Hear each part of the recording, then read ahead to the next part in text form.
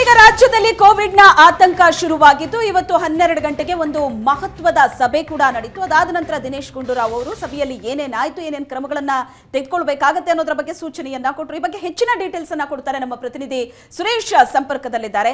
ಸುರೇಶ್, ಈಗ JN1 ರೂಪಾಂತರಿ ತಳಿಯ ಆರ್ಭಟ ಶುರುವಾಗಿದೆ. ಹಾಗಾಗಿ ಒಂದಷ್ಟು ಮುನ್ನೆಚ್ಚರಿಕಾ ಕ್ರಮವನ್ನ ತೆಗೆದುಕೊಳ್ಳೋದಕ್ಕೂ ಕೂಡ ಸರ್ಕಾರ ಈಗ ಸ್ಟೆಪ್ ಇಟ್ಟಿದೆ. ಒಂದು ಪ್ರಮುಖವಾದಂತಹ ಸಭೆ ನಡೆಯಿತು ಇವತ್ತು. ಸೊ ಆ ಸಭೆಯಲ್ಲಿ ತೆಗೆದುಕೊಂಡಂತಹ ನಿರ್ಣಯಗಳ ಬಗ್ಗೆ ಯಾವ ರೀತಿ ಸೂಚನೆಯನ್ನ ಕೊಡಲಾಗಿದೆ, ಯಾವ್ಯಾವ ಒಂದು ಕ್ರಮವನ್ನ ತೆಗೆದುಕೊಳ್ಳೋದಕ್ಕೆ ಸರ್ಕಾರ ಮುಂದಾಗಿದೆ? ಶ್ವೇತಾ, ಪ್ರಮುಖವಾಗಿ ಈಗ ಕೋವಿಡ್ ರೂಪಾಂತರ ತಳಿ ಏನು ಬರ್ತಿದೆ ಅದರ ಬಗ್ಗೆ ಯಾವುದೇ ಆತಂಕ ಪಡುವಂತಹ ಅಗತ್ಯ ಇಲ್ಲ. ಆದರೆ ಅದು ವೇಗವಾಗಿ ಹರಡ್ತಾ ಇರುವಂತಹ ಕಾರಣದಿಂದ ಒಂದಷ್ಟು ಮುಂಜಾಗ್ರತಾ ಕ್ರಮಗಳನ್ನು ತೆಗೆದುಕೊಳ್ಬೇಕು ಅನ್ನುವಂಥ ನಿಟ್ಟಿನಲ್ಲಿ ಇವತ್ತು ಕ್ಯಾಬಿನೆಟ್ ಸಬ್ ಕಮಿಟಿಯ ಮೀಟಿಂಗ್ ನಡೆಯಿತು. ಆರೋಗ್ಯ ಸಚಿವರಾದಂತಹ ದಿನೇಶ್ ಗುಂಡೂರಾವ್ ಅವರ ನೇತೃತ್ವದಲ್ಲಿ ನಡೆದಂತ ಈ ಒಂದು ಸಭೆಯಲ್ಲಿ ಒಂದಷ್ಟು ತೀರ್ಮಾನಗಳನ್ನು ಕೂಡ ತೆಗೆದುಕೊಳ್ಳಲಾಗಿದೆ. ಪ್ರಮುಖವಾಗಿ ರಾಜ್ಯದ ಜನತೆಗೆ ಇದ್ದಂತ ಒಂದು ಆತಂಕ ಮತ್ತೆ ಸಾಕಷ್ಟು ಕುತೂಹಲ ಇದ್ದಿದ್ದು ಹೊಸ ವರ್ಷಾಚರಣೆಗೆ ಏನಾದರೂ ಒಂದಷ್ಟು ಗೈಡ್ ಲೈನ್ಸ್ ಅನ್ನ ಬಿಡುಗಡೆ ಮಾಡಬಹುದಾ, ಮಾರ್ಗಸೂಚಿಗಳನ್ನ ಕೊಡಬಹುದಾ, ಅಥವಾ ಯಾವುದಾದ್ರೂ ನಿರ್ಬಂಧಗಳನ್ನ ಹೇರಬಹುದಾ ಅನ್ನುವಂತಹ ಒಂದಷ್ಟು ಕುತೂಹಲ ಇತ್ತು. ಆದರೆ ಇವತ್ತಿನ ಸಭೆಯ ಬಳಿಕ ಬಹಳ ಸ್ಪಷ್ಟವಾಗಿ ಆರೋಗ್ಯ ಸಚಿವರಾದಂತಹ ದಿನೇಶ್ ಗುಂಡೂರಾವ್ ಹೇಳಿರುವಂತದ್ದು, ಅಂತಹ ಯಾವುದೇ ನಿರ್ಬಂಧಗಳು ಹೊಸ ವರ್ಷದ ಆಚರಣೆಗೆ ಇರೋದಿಲ್ಲ. ಆದರೆ ಒಂದಷ್ಟು ಮುನ್ನೆಚ್ಚರಿಕೆಯ ಕ್ರಮಗಳನ್ನು ತೆಗೆದುಕೊಳ್ಳಿ. ಜನದಟ್ಟಣೆ ಇರುವಂತಹ ಕಡೆಗಳಲ್ಲಿ ನೀವು ಹೋಗುವಂತಹ ಸಂದರ್ಭಗಳಲ್ಲಿ ನೀವೇ ನಿಮಗೆ ಒಂದಷ್ಟು ಮುಂಜಾಗ್ರತಾ ಕ್ರಮಗಳನ್ನು ತೆಗೆದುಕೊಳ್ಳುವ ಮೂಲಕ ಈ ಒಂದು ಕೋವಿಡ್ನಿಂದ ದೂರ ಇರಿ ಅನ್ನುವಂತಹ ಒಂದಷ್ಟು ಮಾತುಗಳನ್ನು ಹೇಳಿರುವಂಥದ್ದು. ಇದಕ್ಕಿಂತಲೂ ಪ್ರಮುಖವಾಗಿ ಮತ್ತೊಂದು ಮಹತ್ವದ ತೀರ್ಮಾನ ಆಗಿದೆ. ಕೇಂದ್ರ ಸರ್ಕಾರದಿಂದ 30,000 ವ್ಯಾಕ್ಸಿನ್ಗಳನ್ನು ಕೊಡುವಂತೆ ಮನವಿ ಮಾಡಲಾಗಿದೆ.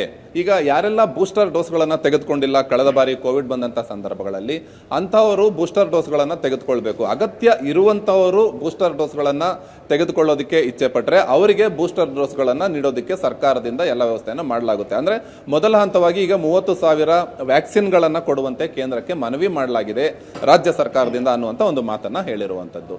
ಇದನ್ನು ಹೊರತುಪಡಿಸಿದರೆ ಬಾಕಿ ಉಳಿದಂತೆ ಒಂದಷ್ಟು ಮುಂಜಾಗ್ರತಾ ಕ್ರಮಗಳನ್ನು ತೆಗೆದುಕೊಳ್ಬೇಕು ಅಂತ ಜನರಿಗೆ ಮನವಿ ಮಾಡಲಾಗಿದೆ.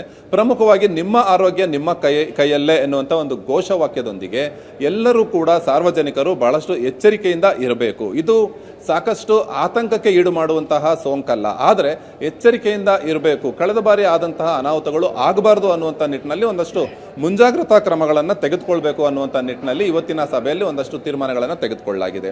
ಇನ್ನು ಕೋವಿಡ್ಗೆ ಸಂಬಂಧಪಟ್ಟಂತೆ ವಾರ್ಡ್ಗಳನ್ನು ಪ್ರಮುಖವಾಗಿ ಸಿದ್ಧಗೊಳಿಸಿ ಇಡುವಂತೆ ಎಲ್ಲ ವೈದ್ಯಕೀಯ ಶಿಕ್ಷಣ ಇಲಾಖೆಗೆ ಸಂಬಂಧಪಟ್ಟಂತ ಸಂಸ್ಥೆಗಳಿಗೆ ಸೂಚನೆಯನ್ನ ನೀಡಲಾಗಿದೆ. ಬೆಂಗಳೂರಿನಲ್ಲಿ ರಾಜೀವ್ ಗಾಂಧಿ ಆಸ್ಪತ್ರೆ ಮತ್ತೆ ವಿಕ್ಟೋರಿಯಾ ಆಸ್ಪತ್ರೆಯಲ್ಲಿ ಕೋವಿಡ್ಗೆ ಸಂಬಂಧಪಟ್ಟಂತ ವಾರ್ಡ್ಗಳನ್ನು ಸಿದ್ಧತೆಗೊಳಿಸೋದಕ್ಕೆ ಸೂಚನೆಯನ್ನ ನೀಡಲಾಗಿದೆ. ಇನ್ನು ಕಳೆದ ಬಾರಿ ಏನು ಆಕ್ಸಿಜನ್ ಕೊರತೆ ಕೂಡ ಉಂಟಾಗಿತ್ತು, ಇದರಿಂದ ಕೂಡ ಒಂದಷ್ಟು ಸಾವು ನೋವುಗಳು ಉಂಟಾಗಿತ್ತು. ಹಾಗಾಗಿ ಈ ಬಾರಿ ಆಕ್ಸಿಜನ್ ಕೊರತೆ ಆಗದಂತೆ ಮುನ್ನೆಚ್ಚರಿಕಾ ಕ್ರಮಗಳನ್ನು ತೆಗೆದುಕೊಳ್ಳೋದಕ್ಕೆ ಒಂದಷ್ಟು ಸೂಚನೆಗಳನ್ನು ಕೂಡ ನೀಡಲಾಗಿದೆ. ಇನ್ನು ಟೆಸ್ಟಿಂಗ್ ದರ, ಖಾಸಗಿ ಆಸ್ಪತ್ರೆಗಳಲ್ಲಿ ಟೆಸ್ಟಿಂಗ್ ದರ ಸಾಕಷ್ಟು ದುಬಾರಿಯಾಗಿದ್ದು ಅದರ ಬಗ್ಗೆ ಒಂದು ಸೂಕ್ತ ನಿರ್ಧಾರ ತೆಗೆದುಕೊಳ್ಳೋದಕ್ಕೆ 2 ದಿನಗಳ ಕಾಲಾವಕಾಶವನ್ನು ಖಾಸಗಿ ಆಸ್ಪತ್ರೆಗಳಿಗೆ ನೀಡಲಾಗಿದೆ. ಇನ್ನೆರಡು ದಿನಗಳಲ್ಲಿ ಟೆಸ್ಟಿಂಗ್ ದರವನ್ನು ಕೂಡ ನಿಗದಿಪಡಿಸುವಂತೆ ಜನಸಾಮಾನ್ಯರಿಗೆ ಎಟುಕುವಂತ ರೀತಿಯಲ್ಲಿ ದರವನ್ನು ನಿಗದಿಪಡಿಸೋದಕ್ಕೆ ಕೂಡ ಸೂಚನೆಯನ್ನ ನೀಡಲಾಗಿದೆ. ಒಟ್ಟಾರೆಯಾಗಿ ಹೇಳಬೇಕು ಆದರೆ ಇವತ್ತಿನ ಈ ಒಂದು ಸಭೆಯಲ್ಲಿ ಕೋವಿಡ್ ಅನ್ನ ಎದುರಿಸಲು ಸಾಕಷ್ಟು ಮುಂಜಾಗ್ರತಾ ಕ್ರಮಗಳನ್ನು ತೆಗೆದುಕೊಳ್ಳುವ ಬಗ್ಗೆ ಒಂದಷ್ಟು ಚರ್ಚೆಗಳನ್ನು ನಡೆಸಲಾಗಿದೆ. ಶ್ವೇತಾ,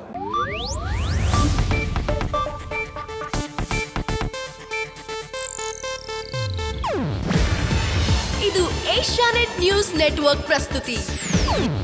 ನೀವು ನೋಡ್ತಿದ್ದೀರಾ ಏಷ್ಯಾನೆಟ್ ಸುವರ್ಣ ನ್ಯೂಸ್.